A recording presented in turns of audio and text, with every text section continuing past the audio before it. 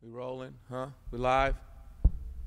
Sorry, everybody. I know I'm a little bit late. See me putting my earbuds away because I just was getting off a phone with a pastor, guy in my fellowship. And so my fellowship event's happening next week. Still not too late. And I know that there's all kinds of people that watch this Third Degree show, and I don't know how many leaders actually watch it. And that's cool, but I just want you to know, still not too late. And it's basically going to be a Wednesday night, and then Thursday, just a day session, a morning session, break for lunch, then an afternoon session. We'll actually do a little bit of stuff on Thursday during the lunch session. We're just going to talk. That's not thousands of people that's coming. It's a small, intimate gathering of people that have called and registered and then been invited. And so it's still not too late for you to kind of roll into OCF if that's something that you desire. But anyway, what's going on, peoples? How's everybody in the land of make-believe or in the land of reality, so to speak? Hallelujah. And I know last week we weren't here, Thanksgiving. Trust everybody had a good Thanksgiving. Trust you didn't eat so much that you can't fit your clothes. And if so, drink your water. Stay away from carbs, no rice, no potatoes, no bread. Stay away from everything white, okay? And get yourself back together. I'm dreaming of a thin Christmas. Oh, help us, God. I'm dreaming just like the ones I used to know when my arms weren't saggy. I'm looking for a Christmas where I'll help us, Lord. And the older you get, the harder it is. So anyway, let's get down to it. I know we got questions. You got questions. I've got answers. I'm ready to do it. We got an hour. Let's jump into it. Yolanda, let's go. All right, the first question. My husband and I have been married for 6 months, and we have a 4-month-old baby girl. We're having a hard time learning how to be husband and wife because we are parents. How do we not get stuck here? Well, obviously, if you're married 6 months and the kid's 4 months old, what that means is that you clearly were together before you actually got married. You're officially married for this last 6 months, but obviously you were together before this because even the time together, the incubation, I can't believe I'm saying incubation, that sounds horrible. The gestational period of the child is 10 months. Incubation, like it's chicks. And remember that? Or did you ever see that when you was in elementary school? Anyway, you've got the gestational period, and so clearly you've been together for longer than just 4 months. And I'm saying that and making a point of it because you have to try to give yourself, and I know you weren't officially married and glad you were together. I don't know how long you've actually been together, but you're going to have to try your best to give yourself as much credit and time as you can for the period of time that you were together before you actually officially got married. You got to try to lean on some of that time because right now, a 4-month-old baby is hell. What did I say? It's hell. Anybody that's had a baby, anybody that's had a child knows 4 months, hell, right? I mean, it's hell. 4 months, hell. 5 months, I mean, at 4 months, the baby's still not even really sleeping all night. And you got to read What to Expect in That First Year. It's a pretty good book. It will tell you that by 5 months, really that kid should be in its own room, and you should be helping that kid. That kid should be on a schedule of 4 months. Can't feed that baby whenever he wants. At 4 months, they should be on a schedule of eating every 2.5 hours. There are steps. There is a progression. There are some stages that they need to be moving. And reading a book like What to Expect the First Year will help you to know, okay, is your kid on the right? Is they making progress towards maturity? At 4 months, a kid's still not even sleeping all night, really. At 4 months, and even if it is, the kid is sleeping all of maybe six hours at the most. So the girl's tired, she's tired, you're tired. It's just not a good time to judge a relationship. And I think one of the things, I don't know if I've said it on this show, but I'm going to say it right now, and that is, it's a statement that I made years ago, and it's still relevant and it bears repeating, and that is that anything that is temporary is tolerable. It's tolerable if it's temporary. And you have to be careful not to judge a temporary moment as if it's eternal. And you have to make sure that you don't allow your temporary moments to become eternal. Okay, let me break those two down. Number one, when my wife and I, we have triplet boys. They're 18 right now. If you ask me in the first 4 or 5 years, first 4 years of their little lives, how happy was I in my marriage? It's not fair to judge it in those first 4 years. That's not fair. I have to look at the eternality of our relationship together to really judge how good our relationship really was during the whole time, because triplets that are under 4, it's hell times 3. Whatever you think you're dealing with, it's nothing in comparison to triplets. It was hell times 3, okay? It was Dante's Inferno, okay? It was several layers of hell, okay? It was started with purgatory. No, anyway. So my point is that I had to look at that and say, okay, but they're not always going to be 1. They're not always going to be 6 months. They're not always going to be 2. They're not always going to be 4. There's going to be a day we're going to put these little dudes on the bus, and you have to look forward. You have to lift your eyes above the things that are temporary, and focus on the time when it's not going to be that way. The second thing is you have to make sure that you don't institute habits to make it permanent, to make it eternal. And that's why I'm saying read a book like What to Expect the First Year, because what ends up happening is that somebody ends up with an 18-month-old that is stuck at the 6th month phase because they didn't have the consistency to help that kid mature. So by the time the kid's 5, 6 months, it shouldn't be in a room with you. They should be sleeping. They should be self-soothing, so that now maybe at 18 months, you're not dealing with a kid that's stuck like they're 6 months old. Now you've got somebody in a relationship, the baby's 2 years old, and they're still as unhappy as they were in month 4 because them, the mom, the whoever, didn't take the steps to make sure that that child made the steps that they needed to be made to be mature. And there's nothing more annoying to people, especially to men, as delayed maturity. And so seeing that child make those steps, and if you see the kid making that progress, if you see the kid, oh wow, at 4 months it was doing this, but now it's 7 months, hey man, that kid's is at a whole nother level, then even that'll give you confidence to know it ain't always going to be this way. But if the kid is at 4 months, if the kid at 8 months is acting just like it was at 4 months, then you can start to lose all hope, and you can start to think, oh my God, it's not going to be temporary. And if it becomes eternal, then it can become detrimental to your relationship.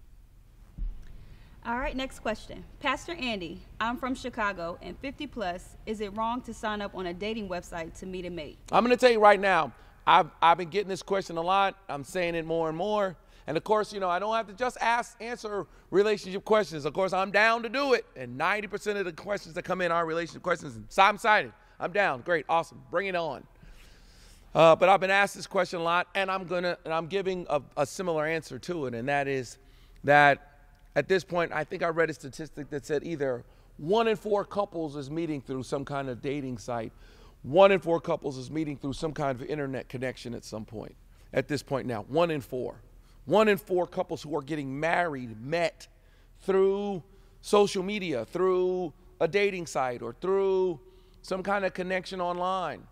And I think that we can look down on that. And I know there's some people who are still have a little bit of a stigma about it, like, oh, that's weird. I mean, and you want me to get on Match.com? You want me to get on FarmersOnly.com? You want me to get on ILoveBacon.com and fill out a profile of how I like crispy bacon? Well, I like Canadian bacon. Well, I like a little sugar on my bacon.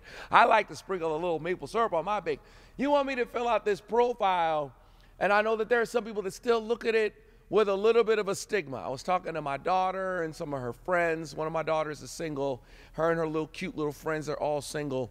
And, and they're all little cute, got their little stuff going on. And of course, their complaint is ain't no dudes and guys that can roll with us. And I'm like, And so I was kind of suggesting to a couple of them, all right, well, girly girls, maybe y'all might need to jump on a FarmersOnly.com, or they were like, Farmers Only. I'm like, oh, you might meet a good farmer, a good solid beet farmer, a guy with trucks and a tractor who's just a good guy who just says, yeah, okay, babe, I'm going out here to the back 40, and when you come back from the hospital. Anyway, my point is, when I suggested it, it's this horror of, oh my God, a dating profile, as if that makes you desperate. And I guess I get the stigma of that.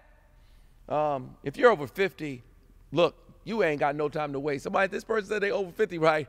You got no time to lose. You got no time to waste. Andre Crouch, you got no time for living it. You got no time to lose. You got no time to waste. You got to get somebody as quick as possible. Hey, if a website like that is going to help you to meet other people that are in your age group and check them out. If you're going to be chaste and you're going to be holy, good. Think of it this way. There are so many people that are with someone because they were introduced to them by someone else. Think about that. How many of you that are watching, how many people have met somebody because, oh yeah, well, the way I met him is that he was a friend of my sister's boyfriend, or sometimes people meet people through other people. That's how they meet. And I don't even know what the stats are. I'll have to look it up one of these days, Yolanda. But I don't know what the stats are of how many people actually meet because somebody sees somebody across the room and is like, oh, I'm going to go try to pull that. And they're totally strangers. What is the percentage of people? I would be willing to bet you it's not a high percentage. I'll be willing to bet you that most people get together because somebody says, I think you would like, I'm going to introduce you to my cousin. I think y'all would hit it off. I think y'all would really like each other. Or someone you knew that person. Someone came to you and said, she likes you, Or so I think that there is a middleman in a lot of relationships. And I think if internet, Christian mingle, farmers only, what's the black people one? Blackpeoplemeet.com. You said that pretty quick. Yeah, my profile name is G-O-D in the house. What I'm saying is if that's the middleman that connects you with somebody, hallelujah, and you meet someone and it ends up being great, I think some of the same rules that I've given for dating, they're still going to have to be in place. And honestly, if you were going to be loose and free and lacking in morals on the internet, you're going to be loose and free and lacking in morals if you meet somebody at church. Well, we met at the bookstore in the lobby, and I just couldn't help it. I had to let him hit it. So if you're going to be chaste, then the chastity is going to continue either way. And whether you meet somebody online, I know online has a little bit of a negative stigma, like, oh, people are just meeting there to hook up. But baby, people are meeting everywhere just to hook up. The lack of morality in America is not just reserved for internet connections. It's happening everywhere. I'm wearing my Boston Red Sox jersey, by the way. I'm actually in the Raleigh-Durham area. This church right here is in Durham. I got a church in Raleigh. I want anybody to mess it up like I'm not in Boston. I'm from Boston, born in Philly, raised in Boston. Red Sox won the World Series. That's why I'm representing. Okay, anyway, all right, let's go. I got to cheer for the Red Sox, so the Patriots look horrible this year. But anyway, okay. If someone is continuously accusing me of cheating, is the relationship over? It is obvious I'm not trusted. I think that the only people that should be continually accused of cheating are people who are cheating. And I think sometimes people who accuse people of cheating, they're cheating. So, I mean, it's also absolutely possible that the person may just be insecure, and it may be possible that you look like you're a cheater. That's why the word says to avoid even the very appearance of evil.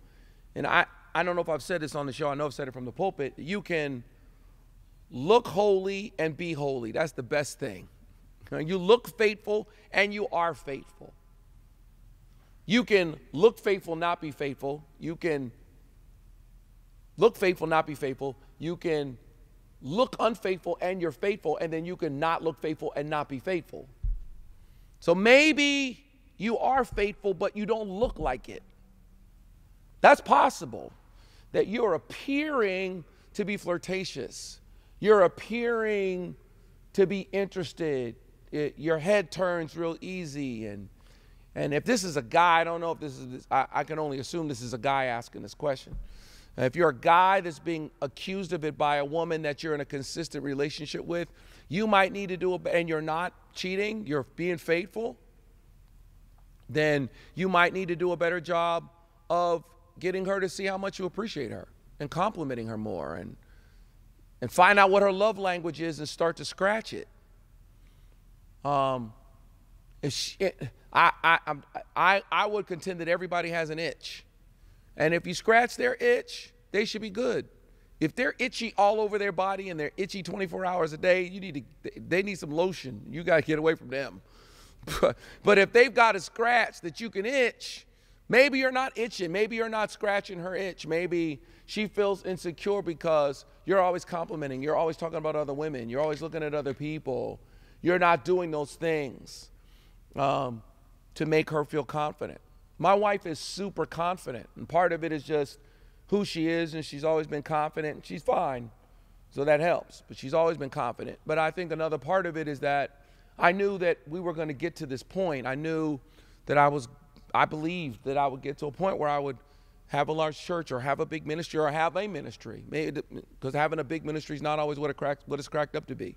There are some guys that have 500 people that are doing amazing work, and so I don't want to seem arrogant, like if you're not doing mega church, you ain't doing ministry for real. Sometimes I'm driving down a country road and I see a church that seats 250 people, and I'm just like, I wonder if that person's happier than me. It's about being used God for what God is calling you to do. So I knew I was going to be in the ministry, and I knew I was going to have a certain amount of interaction with women. And so I knew that once I got there, my wife needed to be super, super confident. And so I just started doing things, just saying things and trying to scratch her itch to make her feel confident. Last night, she wasn't in service. She was tired. After Wednesday night service, I preached. We had a great service. It was great. People came out even though it was cold, and it was a good time. And then on the ride back, I called her. She heated me up. You know, my man Bruce brought me some clam chowder back from Boston. He went there for Thanksgiving. I don't go up there. It's too cold. He brought me back some clam chowder. I called my girl, said, hey, heat that clam chowder up for me. I'm on my way home. And on the way, I stopped at a Harris Teeter, and I got her some flowers at night. Because there are certain things that you need to do to make sure that that person knows that you're about them.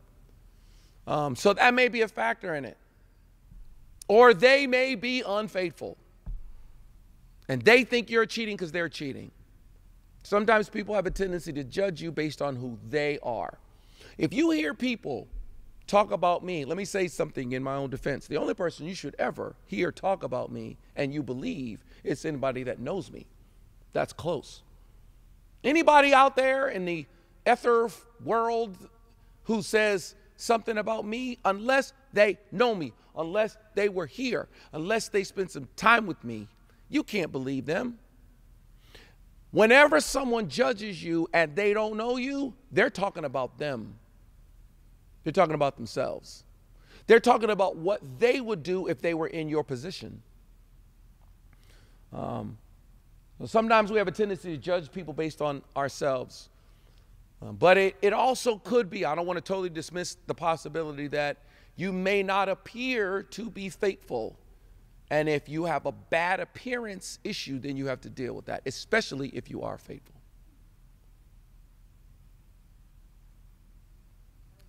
I'm done. I'm through.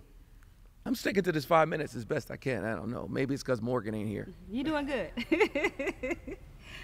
What can help a person embrace the call in their life and accept the responsibility of what God has chosen them to do? I think that accepting the call is very interesting when we talk about accepting the call. And this is something I've said recently. It's kind of a new kind of perspective I have about it.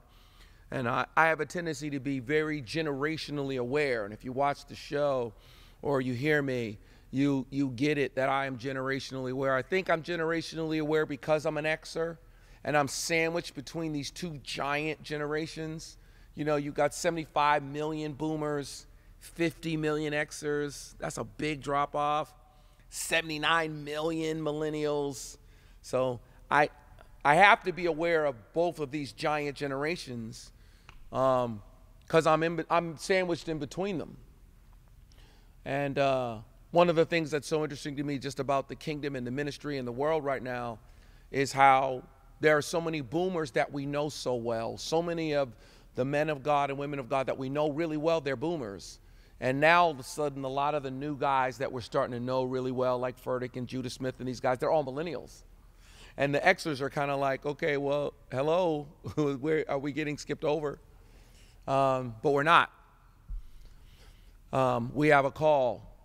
Let me finish my point. My thought is that I feel like boomers were called, really called to the ministry. There was a calling, and it almost took them by surprise, many of them. They got saved and received this call to the ministry. I think Xers were drafted. And I'm not to say that we weren't called, but I think that a lot of Xers were, I don't know how interested we were in doing ministry. And this may not be the case for everyone, but I think I've had a lot of interactions with a lot of Generation Xers where there were a lot of other things that they thought they could do.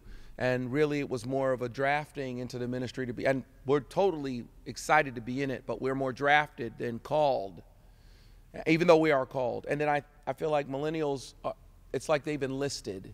It's like they see the ministry, they see the work of the kingdom, they see the war, and they want to be used.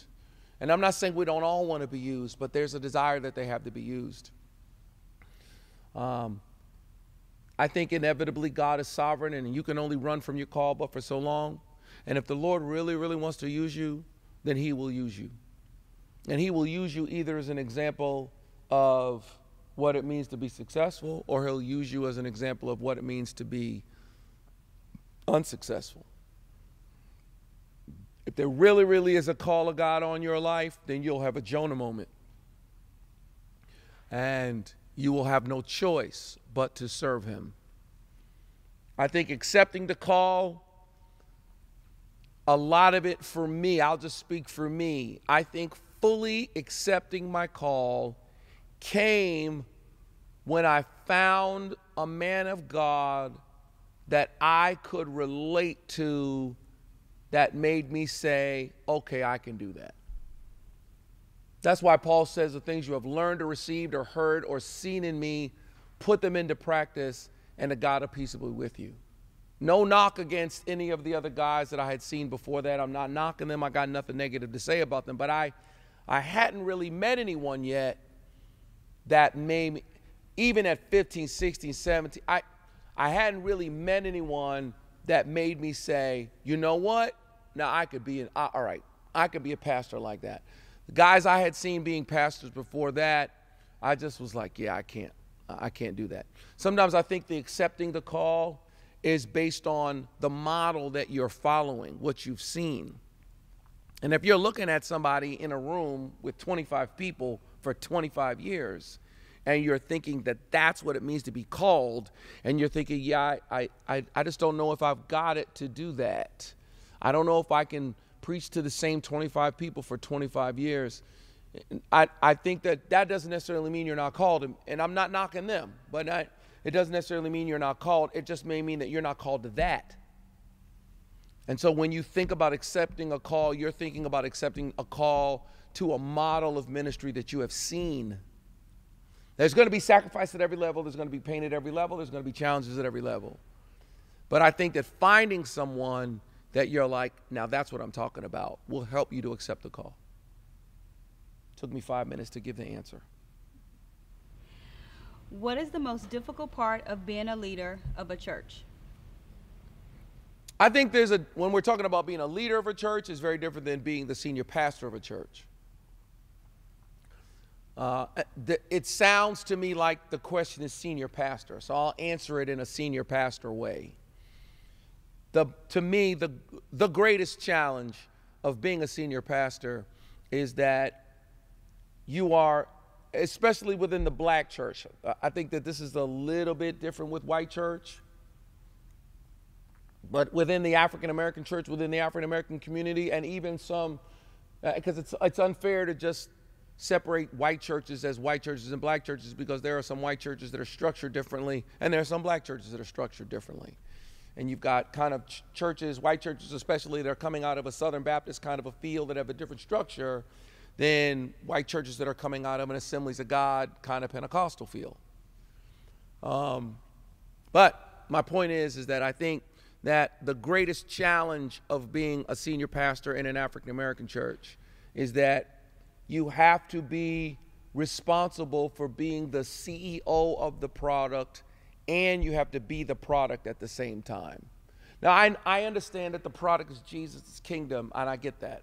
But the person who is the CEO of Apple, the CEO of the iPhone, doesn't have to be the iPhone. The person who is the CEO of Gatorade or whatever company runs Gatorade, Coca-Cola, they're thinking about managing the team, making sure the marketing is in place, making sure distribution is proper, but they don't have to actually be the liquid in the can.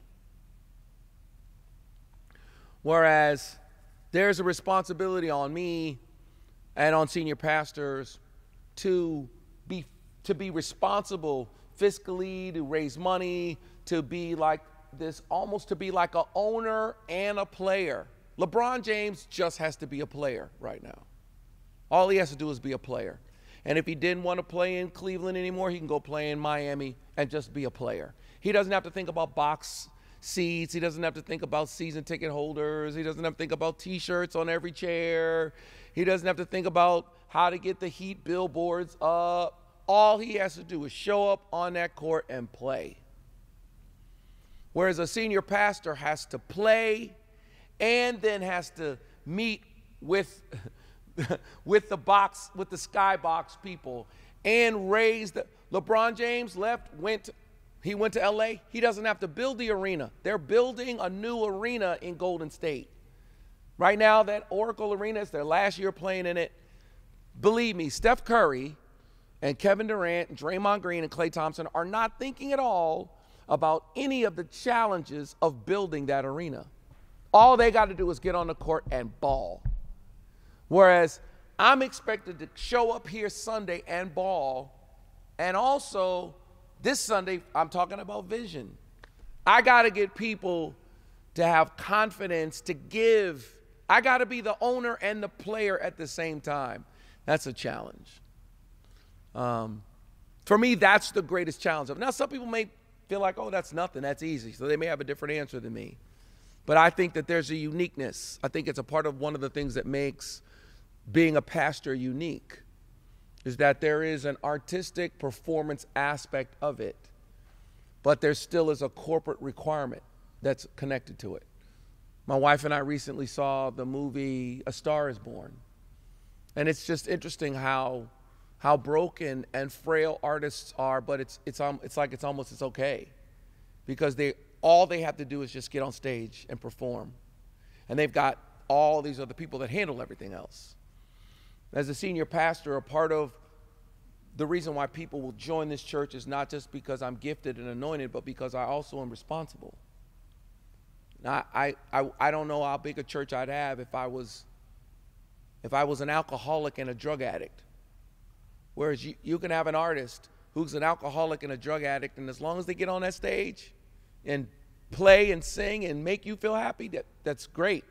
And they'll sell out arenas all around the world. Whereas as a senior pastor, to fill this arena, there's also an aspect of responsibility and trust that you have to have. You have to manage the product and be the product, and that's a challenge. It's fun, but it's a challenge. Pastor, did you and First Lady have other kids when you had triplets, and were you financially stable?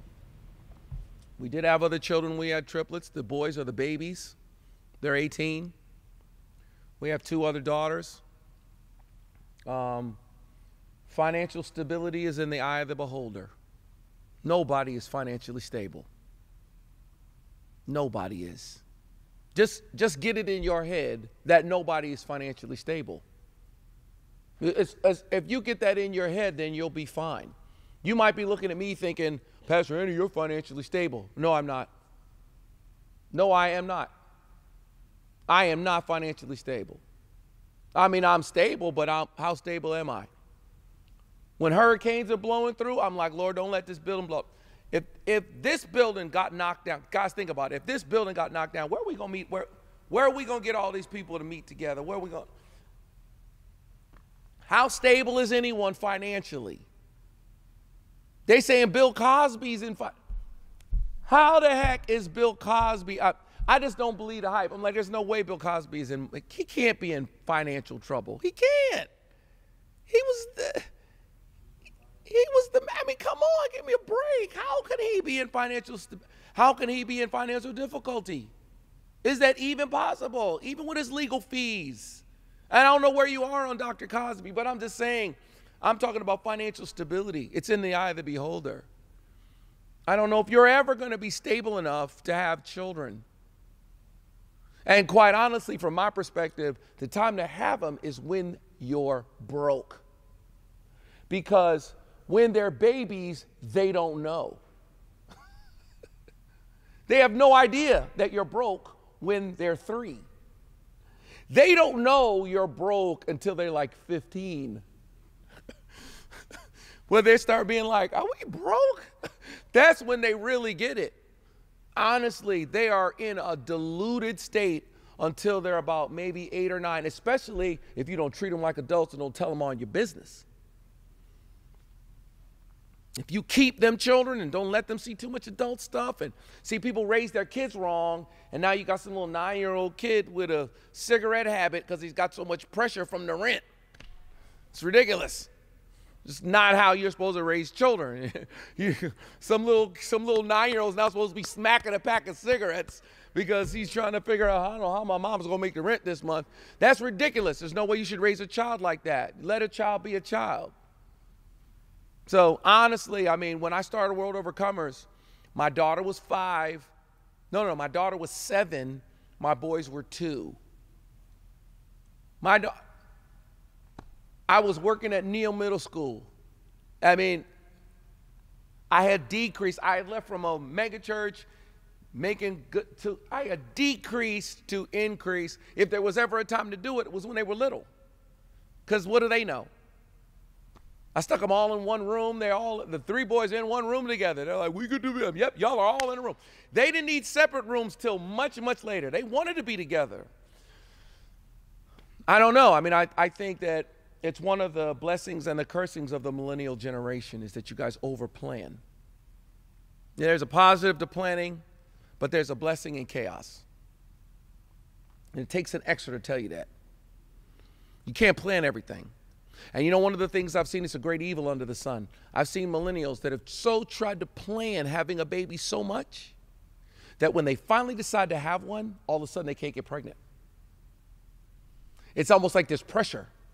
And the pressure keeps them from having a child. It's almost as if pregnancy happens better accidentally almost. And then you see people, you see a couple, right, who want to have a baby and can't. And then you see somebody over here complaining because they're pregnant again. Oh my God, okay. Because it almost happened accidentally. I talk to millennials and I'm like, listen, stop trying to plan it all out. If you feel like you're going to have a baby, then let me tell you what to do. Just stop. Go ahead and stop the birth control and just not care. Because if you try to plan it too much, yes, well, what we're going to do is I'm going to get my PhD. And then February of 2021, I'm going to get pregnant with my first child. Her name is going to be Danda. Listen, you are not going to be able to plan it that much, that specifically. It's just not going to work. And if you are going to wait until you have enough money, you are always going to need more money. You are always going to be trying to have more money. You are always going to be trying to figure out that you're never going to get to a point where you're just like, oh yeah, I'm good. You're not. You are still going to be like, yeah, but you think $1 million is a lot till you get it. You think $100,000 is a lot till you get it. Then you realize it ain't no money. You get $1 million, you think $1 million is a lot of money. You look at these basketball players and you're like, what are you talking about, man? You making $1 million a year? Give me a break. He's found out $1 million ain't no money. Now he's trying to get a $5 million a year, $6 million, $10 million a year contract because he's looking at Allen Iverson walking around broke. No hate, Allen Iverson. I was a fan. My point is just, no shade. My point is just that who's financially stable? No one. All of us are doing the best we can to shore it up and get our investments and get our retirements and get our stuff, and all of us hoping that the economy maintains a certain amount of strength and that the dollar maintains its value. Because there are countries in this world where people had money until the dollar lost its value. People in Zimbabwe had $1 million, but if all of a sudden the $1 million is worth $5, they once were rich and now they're poor.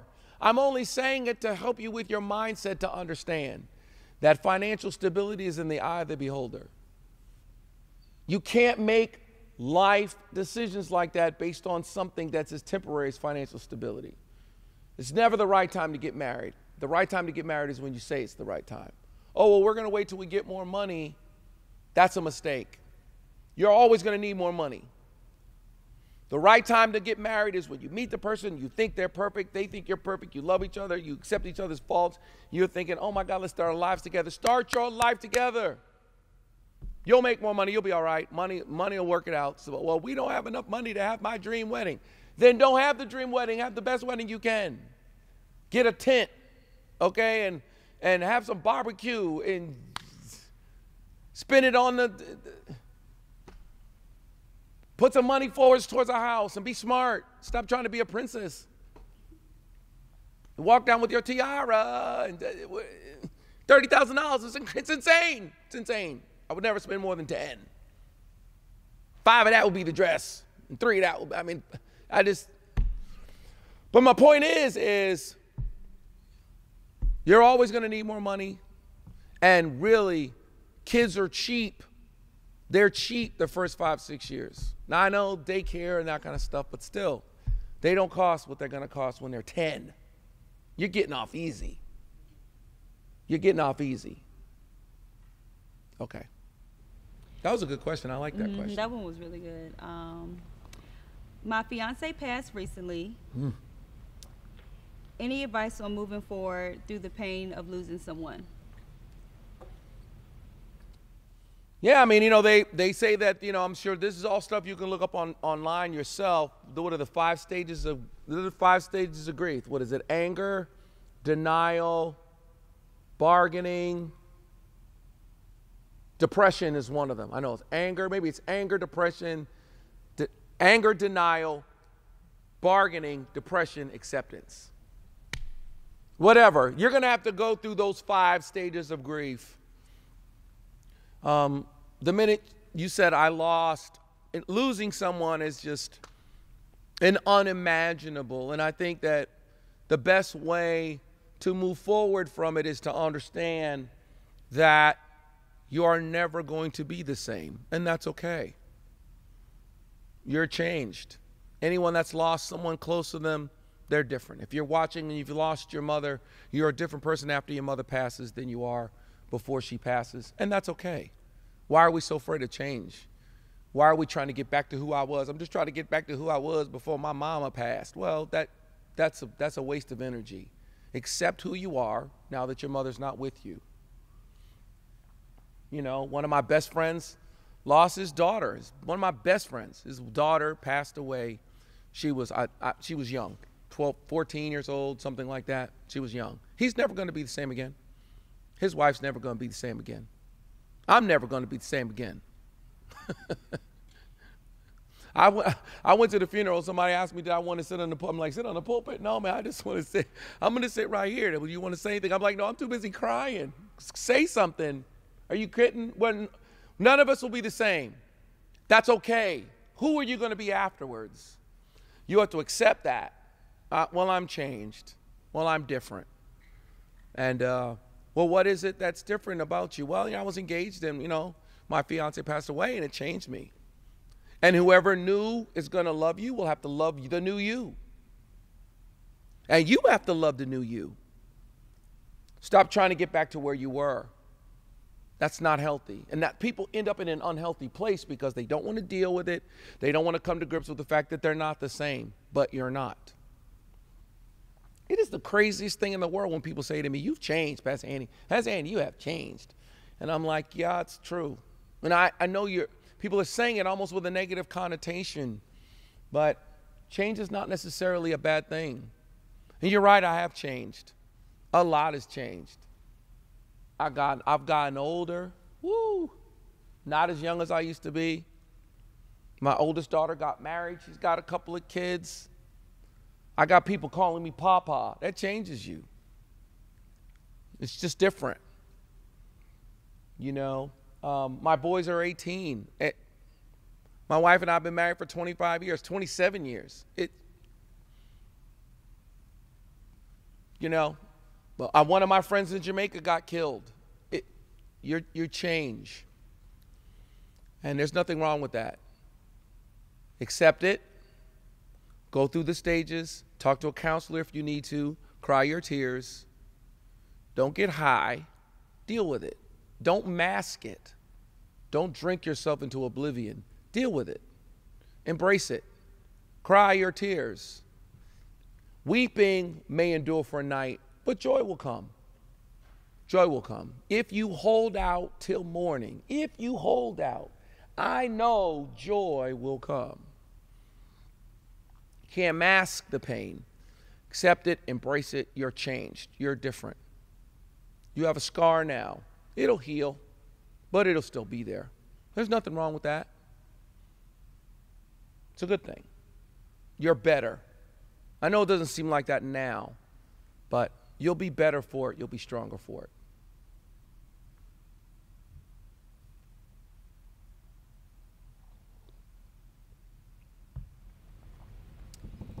Is it safe to agree to disagree within a relationship with no solution? Woo! Is it safe to agree to disagree in a relationship if there's no solution? It all depends on how important the issue is. It all depends on how vital the issue is. Let's say that we're talking about something semi-frivolous that doesn't really matter.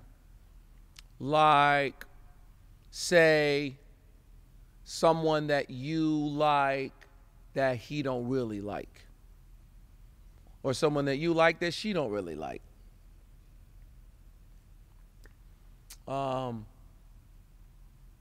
Let's say it's about something like my wife has someone, my wife doesn't have a lot of friends, but my wife does have someone that she's kind of cool with that I'm kind of like, I don't really know how you're all that cool with that person, but we just agree to disagree. It doesn't matter. It's not like I have to see them all the time. It's not like they're always in my face and that.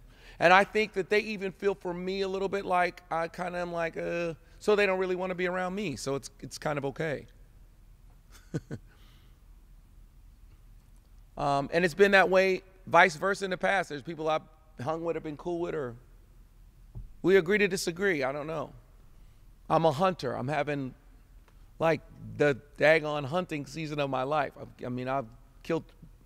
I came here from the taxidermist, killed a 9-pointer on Tuesday. So I had the 9-pointer on the back porch. I skinned it and had the head, and I had it on the back porch, and I had to take it to the taxidermist this morning. And as I was taking it through the kitchen, it was in a bag, and I said to the first, "You want to see this?" And she's like, "I'll see it on the wall, but I don't want to see it right now." And I'm like, "Well, why don't you see it right now?" She's like, "Honey, I just don't." Honey, and it's like we agree to disagree on what I think is funny, what she thinks is funny. We agree to disagree. We watch different comedians. There's some comedians we both think is funny, and then there's some that she doesn't think is funny. She thinks some humor is guy humor. I think some humor is chick humor. There's some stuff that we agree about, but we don't agree to disagree about something major like time. We don't agree to disagree about something major like money. We don't agree to disagree about sex, money, intangible, religion, kids. I think we should have sex every day. She thinks we should have sex once a year. Well, we just going to agree to disagree. No. That's too vital an area to agree to disagree about. I think we should save money. My wife and I are kind of in the middle of a decrease to increase. We bought this land and stuff going on, and we just had a conversation about what we were thinking about doing. And now that we're both 50 and okay, financially, what's the best, smartest thing for us to do? We can't agree to disagree about that. We need to agree about that. So I think that's my answer. It all depends on how vital the situation is, how important the situation is, and your maturity. Can you be all right with the fact that you don't always see everything the exact same way. And there are things that my wife and I see different ways, but it's okay because that makes me happy and that makes her happy. She's like, honey, because in the car today, I was just like, you like the fact that these deers are dead. And she's like, honey, I really don't. And I'm like, yes, you do. She's like, honey, don't tell me what I like. And I'm like, she's like, I like the fact that for you to be happy, they must die that you might live. So if it makes you happy, then I like that. And I think that that's an agreeing to disagree, and I get that. Okay. How can you just sit there and do that all day? Well, I don't know if I would do that. I don't know if that brings me joy. But the fact that it brings you joy, I'm cool with that. So we agree to disagree, but I get it because it makes you happy. You are immature if you can only change because you agree. If you can't adapt because you don't agree, then you're an immature person. If you can look at the situation and say, I don't really necessarily see it that way, but I can make an adaptation as a result of it. This wouldn't be something I would do, but hey, for you, yeah, sure. I guess I don't really care. I can fold the towels that way. I wouldn't. That's not how I was taught to fold towels, but I can adapt even if I don't necessarily agree, because us being together is more important than my opinion and what I think. Once you find somebody, listen, let's be honest about the thing, okay? When you find somebody that you want to not say goodbye to, I don't know if you've found that person. I don't know if y'all even can barely even take this test because y'all don't say goodbye. But I grew up in a period in which there was the date had to be over. It was like, okay, good night. I'm going to my house. You go to your place. And I remember LaShawn and I on the phone with each other. It was when we got married. One of the things that we were saying is we won't have to say goodbye to each other anymore. When you find somebody that you don't want to say goodbye to, then you have to decide how important that little thing is in comparison to that thing, because that thing's not easy to find. That's a challenge. Okay. What advice would you give to young aspiring preachers? That's a loaded question. Young aspiring preachers, that's a super loaded question. I think it begins with finding someone that really can mentor you. I think preaching is, once again, I think I said this earlier in the show, you got to find somebody that does it the way you want to do it, and you got to get around them and you got to serve that person. I think if you serve that person, why don't y'all start that clock? Let's start this clock. Definitely the clock started on this one. I'll talk all day. No, it still didn't. Oh, there it goes. I think we have a tendency to covet someone we covet their gift without necessarily serving them. And you've got to follow them a while before you can even assume to take their mantle. It's why Elijah said, if you're here when I fall, you can get it. If you're still around. Because I've had people come over here before trying to be down with me. And we'll see. So I think it begins with you finding someone that you're like, yeah, man, this is the guy. Or this is the woman. This is the person that I just feel like, man, the way they break down the word, the way their life is, the way the stuff is, the way they're doing ministry. This is kind of what I want. Man, I'm inspired by this person. They make my baby leap. And you're going to have to serve that person. You're going to have to be faithful to that person. You're going to have to be loyal to that person. It's difficult for them to be loyal to you if you have never been loyal to them. I think that's the start of it. That's the beginning of it. You have to follow the counsel that they give you. Now, I can give you some counsel. You're going to need to be educated. You're going to need to have a certain foundational basis of an understanding of the word.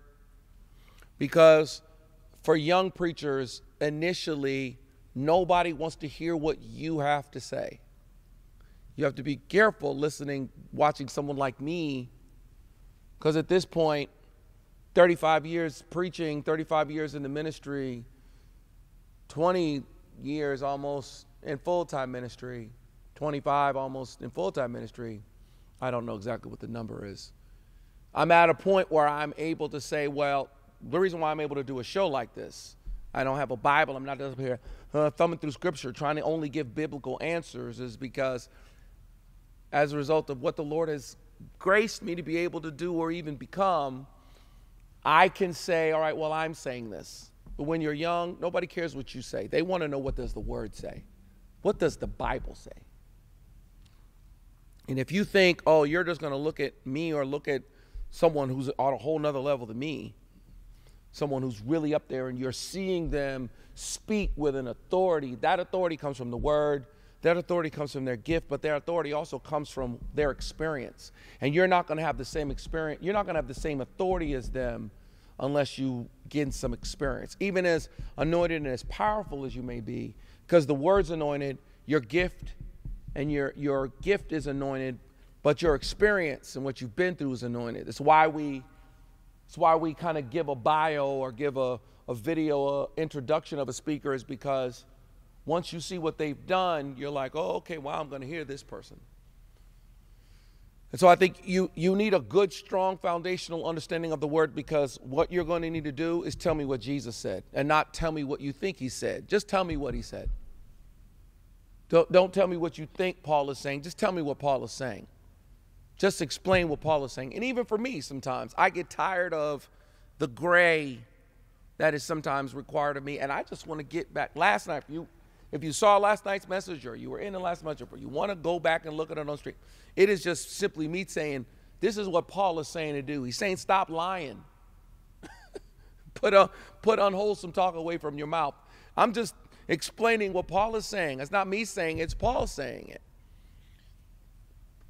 And I think having a good biblical foundational understanding of the Word, and I think that's something that's kind of missing. Back in the day, denominationally, they almost made you go to school. They made you go get your MDiv. They wouldn't even ordain you without it. And there's a ditch on either side of the road. The positive of it was, hey, they knew people had a certain understanding of the Word. The negative of it is that they disqualified people who maybe didn't have the educational chops to get an MDiv, but were anointed and gifted. And so sometimes somebody ended up in the pulpit with the educational chops and no anointing. And you had somebody who had the anointing but didn't have the educational chops. And so now that denomination missed out on that person's gifting. And that person left the denomination and went out on their own and did something huge. Some of the most powerfully huge, most powerfully used boomers that you've heard of don't have earned doctorates. So there's that fine line, there's that balance. But a good biblical foundation, that doesn't just mean that you can just wake up tomorrow and say, I'm going to be a preacher and I'm going to go rent out a YMCA and start saying what I say the Word says. I would suggest you go to some schooling, you get some education, get a good understanding of the Word, go serve someone first. Be faithful. If you can be faithful in another man's, then the Lord can trust you to give you your own. And what's more is, when you're faithful and you serve, you earn the right to make a demand that your service is a payment for a demand that you will make at a later time. One of the things that's amazing to me is how there are people that want to come and make a demand on me and they never served. And I'm like, well, if you were in the area, why didn't you go to this church? Where do you live? I live in Raleigh. Okay, so now you're telling me that you want me to plant you, you want me to put my ministry backing behind you, but you haven't served here at all. Why didn't you come serve? Why didn't you come here and serve? If you would come here and serve, then I'd know you. And then you'd be able to say, hey, PA, man, and I'll be able to say, yeah, man, you've helped me with this, you've helped me with children's ministry, you've helped me with young adults, you helped me organize this, you helped me with that. Okay, man, hey, let's get it. People just expect me out of the goodness of my heart or out of my just Holy Ghost Jesusness to just want to help everybody. And I get that. But really, if you've served, then you've actually earned the right to make a demand on that. And your gift has made room for you by your faithfulness. So all of that is a part of it. I could talk about it forever. You really want to know? Come next week. So the next question is Morgan's pop culture question of the week. Okay. Hope I'm aware of it. There's a young gentleman called Tekashi 69. Did I say his name right? 69. Okay. Who is a rapper of today. He has recently gotten himself into some trouble with the federal government and could face life in prison. What do you tell young people Yeah, I saw this guy. Okay. who feel like the life of the streets are the only way? How do you convince a young person, whether of color or not, that it's possible to break the socioeconomic boundaries?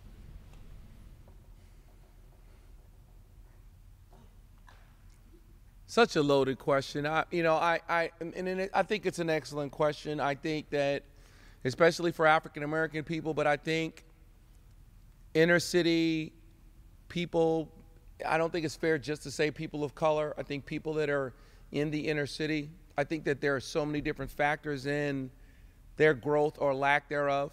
I think there's a system that at times is set to keep the low and give advantages to the people that have advantages and keep people in their place. And to break out of that, sometimes it takes gifting, it takes talent.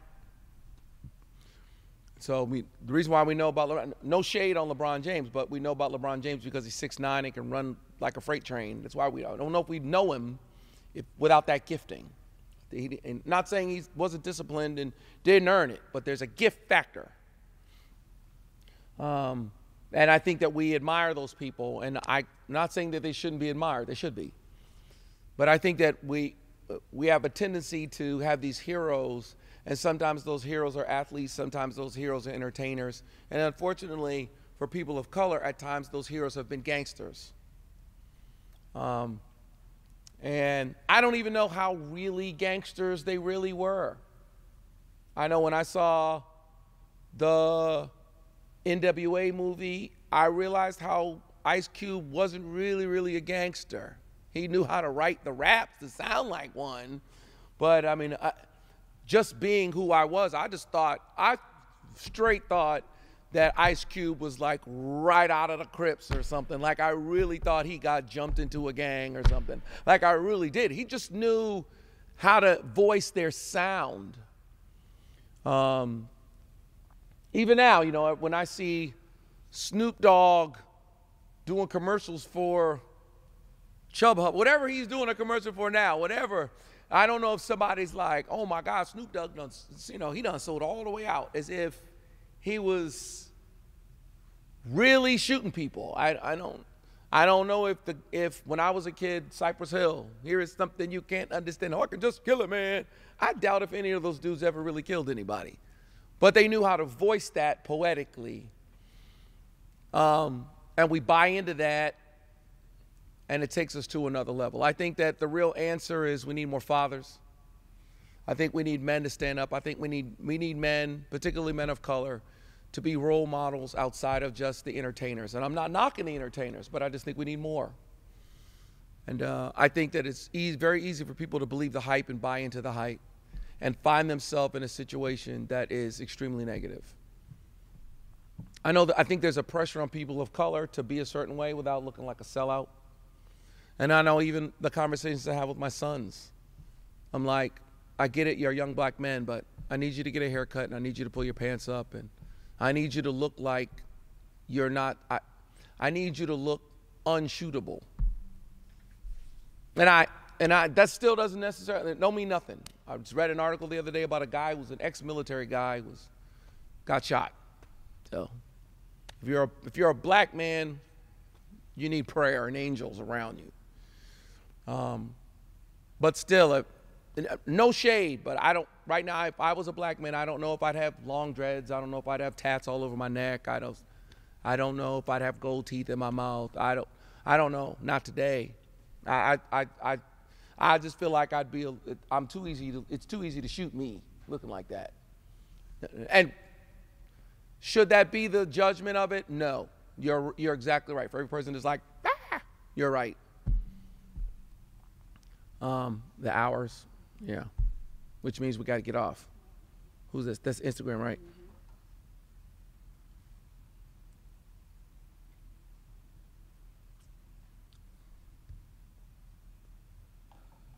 Sorry, Instagram, they only give the Instagram Lives only an hour. So we're back. My point, I didn't talk while y'all were gone. My point is that fair? Is that a fair judgment? No, but we shall overcome someday. I know deep in my heart, I do believe that we shall overcome someday. But until we get there, we need to be careful. Till we get there, if you get pulled over, put your hands up and keep them up. Keep your fingers spread. It's horrible that I have to have a conversation in 2018 that my dad had with me in 98 or 88. Graduated from high school in 86 and 88. My dad had a conversation. My dad actually sat me down and showed me what to do when the police pull you over. He actually told me what to do. You're supposed to take your keys out the ignition and put them on top of the car. Then you're supposed to keep your hands visible at all times. Don't move. Don't make any sudden movements. If you're black, make no sudden movements. Once they get there, open up. We'd like to see a license or registration. You need to say, okay, I'm going to reach over and get out my license, okay? Oh, I got to carry conceal. I'm a black man. For all of you with your CCH, I wouldn't carry a weapon concealed in my car. Not as a black man, I wouldn't do it. And I had carry concealed for a while, but I wouldn't do it. I'd be terrified for that glove department to pop open and a gun come rolling out of there. No way. They won't find out you have a CCH until they dig through your wallet later. Now, with the CCH, you're supposed to tell the cop right away, I have a CCH.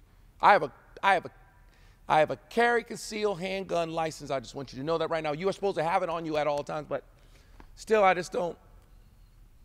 don't know. I think that we're at a point right now, especially as African American people, in which we want to exercise a certain level of freedom. And I feel that. I really do wish you could run around. I really do wish that you would never be judged by your exterior appearance, but we live in America. And I think that I don't know all of the details about that man's case. I read an article about him the other day, and he's saying he's innocent. No, one of the articles I read was that they had to move him out of general pop, kind of put him in kind of some solitary because, there's some people that are mad at him saying he's this, blah, blah, blah, blah. I think there's a fine line between rapping about being a gangster and actually being one.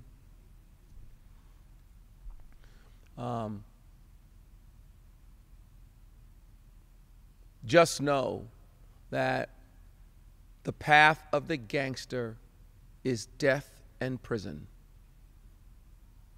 That is the path of the gangster. Now, if you're cool with that, you don't mind dying before you're 30, or you don't mind spending a good 10, 15, 20, 25 years behind bars, if that's like, hey, man, 3 hearts in a cot, that's good for you, then great. Be a gangster. But the gangster success stories of, I was a gangster for 15 years, and I never went to jail, and now I'm 62 years old, living in some house in Malibu. Who's that? Who's that person? Who's that? Don't believe the hype. Don't believe the hype. There's a gifting, and the thing that's so amazing to me, and I grew up with young guys that I loved. My dad's first church was across the street from the projects. So most of my friends when I was 5 and 6 and 7 and 8 and 9 were the sons of the single mamas who lived in the projects across the street from my father's church. I love those dudes. One of the things that's amazing to me about some of those dudes is how hardworking they are. Selling drugs is hard work. It's hard work. It takes a work ethic. It's cold out there. Your life's in danger. You got to understand money. You got to understand weights and measures. They're not stupid. To apply that work ethic and that intelligence to something that does not end up with you dead or end up with you in jail would be a smart thing to do. And it's all fine and dandy to be entertained, but we all have to be careful that we don't swallow the hook with the bait. There's a way that seems right unto a man, but in the end, it's death. And there's got to be more hope than that for us. All right, third degree. Kind of ended on a little bit of a somber note, but it was good, all right? And I had a ball. Next Thursday, I'll be right here.